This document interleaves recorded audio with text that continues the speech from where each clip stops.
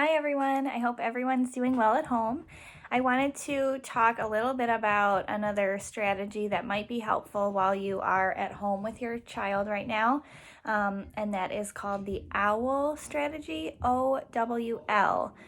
You can find a lot of information on this strategy through the Hannon Center. If you look that up online, I just want to make sure I give them the credit for what this strategy is. So through the Hannon Center, they have a lot of information on OWL. So OWL, each letter stands for a part of this strategy. O is for observe, W is for wait, and L is for listen. So this idea is that you're going to use observe, wait, and listen when you're interacting with your child in order to help encourage the child to be the initiator rather than you as the parent being the initiator. OWL is helping to have the child be the initiator of the communication interaction. So this is a great strategy that can be used in play-based activities during your day and also in daily routines too, but it can really be used a lot in play. So observe means that you're going to be very cognizant of what your child's interested in. So you're going to have to use your observation by watching them because it might be subtle gestures or actions on their part as to what they're really interested in.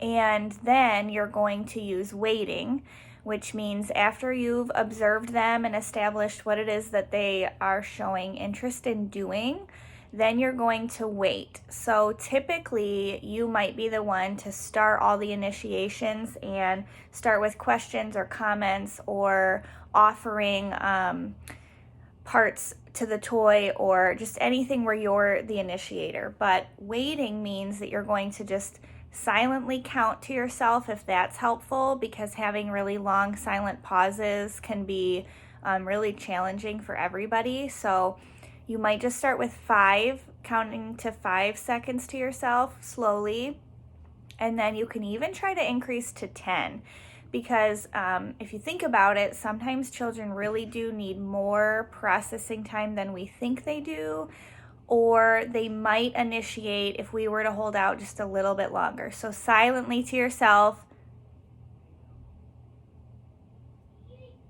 that was 5. And it was a little bit weird that I was sitting here not saying anything. You really could double that and go to 10. So O is observe. You're going to be really mindful of what your child's showing interest in. W is wait. You're going to allow for more wait time than you're usually comfortable with to see if they initiate something on their own. L, now we get to, is for listen. So you're going to practice good listening as the parent and let your child be the main communicator and just use listening skills. Really, if you're going to comment, make comments on what they referred to or what they talked about. So think of what you look for in a listener, like your friends or family. What are the things that you seek? You probably seek someone who listens to what you say, like really listens, gives you some reassurance, shows you that they're interested in what you're interested in. So you're going to do the same things for your child in the listen part and be a really good listener, because from there it might just spark more and more interactions or keep the interaction going longer or help your child feel really comfortable initiating more often. So there are some, I mentioned the Hannon Center, there are some PDFs online that I found. I'm not going to distribute those because I don't know that I'm allowed to be a distributor for those materials. But I will mention that there are some PDFs online that I found that go through a lot of different examples for OWL. There was one about using OWL when you're playing with Play-Doh. So great opportunity to have that observe, wait, and listen time with your child. And then there was another one that gave some additional examples of using this strategy. So I just wanted to highlight a couple of those really quickly. One of the there was a noise out there. One of the suggested daily routines was when someone's knocking at the door. So right now we're all sick at home and there might not be a lot of visitors coming over. But in my experience, when I've been getting deliveries, they've always been knocking on the door and then walking away, probably to make sure that if you are staying inside, at least you know you have something on your front porch. So the example that I found online was saying that, there's someone knocking on the door. Typically, you as the parent are going to go answer it right away. But if you want to think about owl, especially if your child's there, your child needs to be there, have heard the knock on the door, and be able to react to that sound. So instead of answering it right away, observe that they heard the knocking and that they're aware that there was some commotion at the door.